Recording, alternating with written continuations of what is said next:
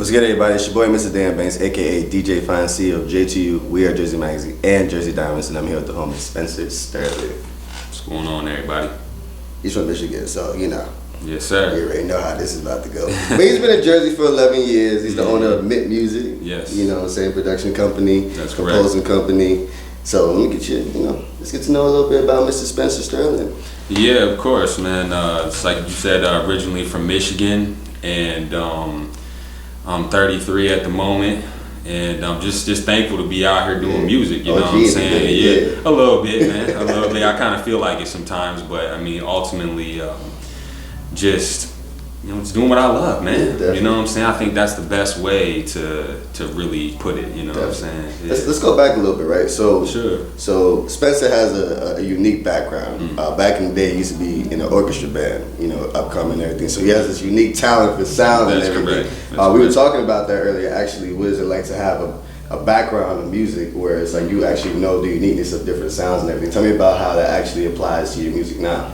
Oh, that's a great question, man. So, when I was 8 years old, I started actually composing music, or just I was in band and orchestra playing in school and stuff like that. Because just like most people, when you're in school, you either got to pick choir or band. Yeah. You know what I mean? So I picked band automatically. I used to play the drums, and then I started right away into like tuba. You know what I'm saying? I just did a whole bunch of different stuff, but having a foundation for music, you know what I'm saying, music theory, and just being able to play different instruments and stuff like that, it really gives me a solid foundation for creating a composition for hip hop or really anything, because I've done dance music, I've done R&B music, and being able to just like you said, like know what sound is good over here, like know how to actually use the entire musical field, you know what I mean? Because if you don't really have, or like if you never experienced that before, then a lot of times you don't really know how to put that together. Absolutely. You know what I'm saying? As a producer, what would you say is most frustrating when it comes to that aspect? Like,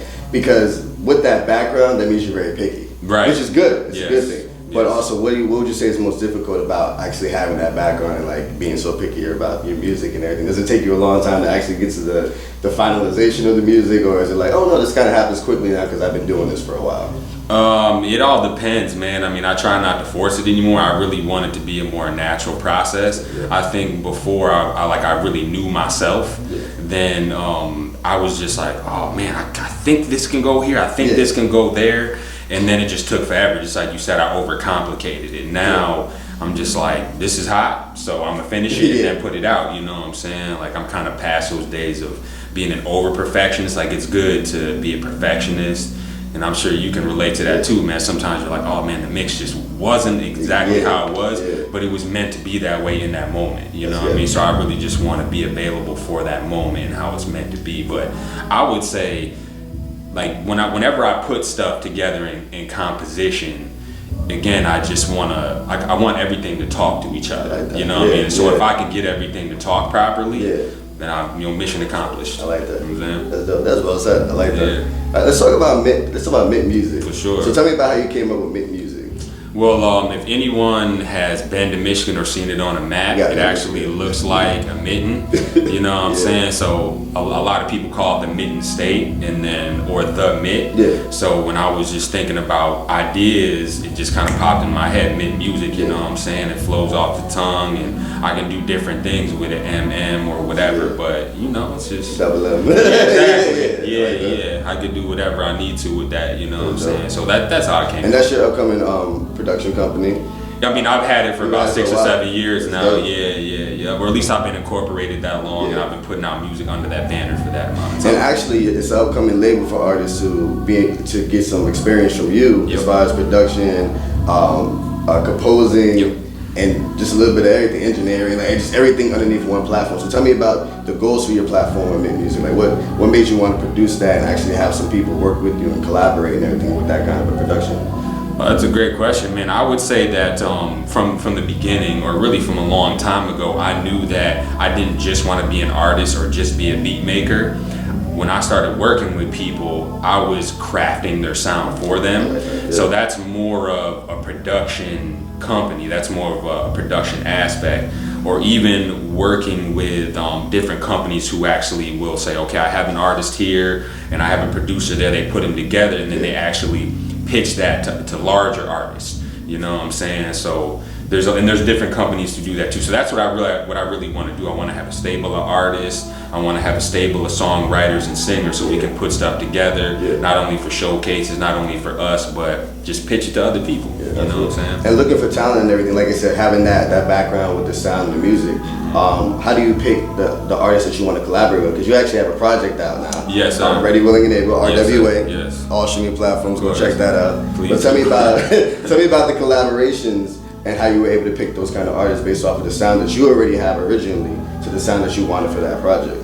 I mean, it's just being active in the scene, man. You know what I'm saying? Like, whether it's showcases, open mics, and then being on Instagram, YouTube, wherever, because I'm constantly listening to other artists. I mean, because I found artists on Instagram who were just dope, and I'm just like, let's do something. And then I'll send them a beat, and then they'll send back a hook or a verse or whatever. So, I mean, just like I said before, man, like, I just want everything to be natural, man. You know what I'm saying? Like, if I'm not really vibing with somebody, then we're not working together, man. Like, that's just what it is. Or maybe it's just not meant to be, right? So we can force it all we want, but I think that's really how I like to approach it. Just like, let's actually talk about it, you know what I'm saying? And then let's get into it, you know? And you're actually also an artist too. So not only do you do the production and the composition, but you're also an artist too. Yes. So tell me about when you actually knew for a fact that you wanted to get into the artistry game and actually not just be like behind the scenes, but also in the scene.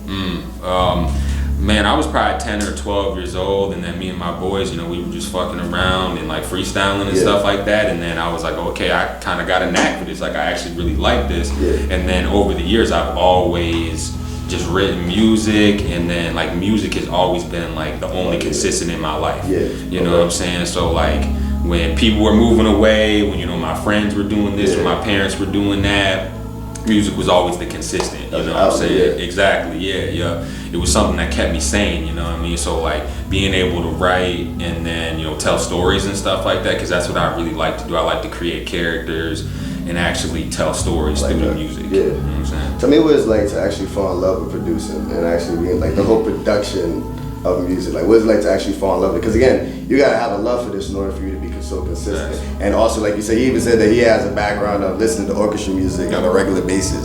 So you go even back into your history of how you first began to now. So what's it like to really just fall in love and be consistent? Because like you said, you are 33.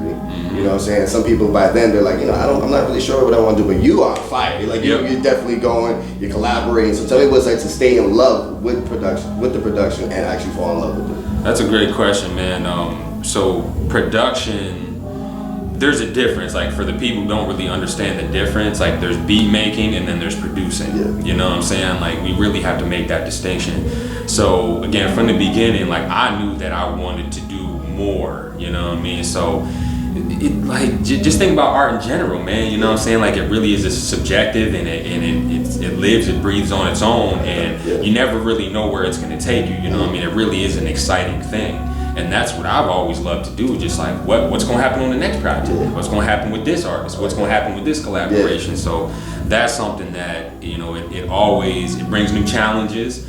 You know what I mean? It helps me level up, but it's just like, I fall in love every single time. Every time I make a beat, every time I work with somebody new. So that's what really keeps me going. You know what I'm saying? It's just a consistency, Yep, 100%. That's fire. Yeah, man. That's just everything is in the building. Out here giving y'all them producer gems. Make sure y'all paying attention. Please do. So if there's one thing that you would tell upcoming producers, because like you said, you've been doing this for a while. If there's one thing you would tell them as far as what angle they should go with a startup production, which angle would you tell them to go to? Give them too much of the stuff. Give them a little bit. Of course. I would say just follow their heart. You know what I'm saying? Like, cause, and matter of fact, let me back up. Know thyself. That's the first thing. You have to know yourself. You know what I mean? So if you're someone who is surrounded by hip hop music, but you don't really like hip hop music, don't do it because other people are doing it.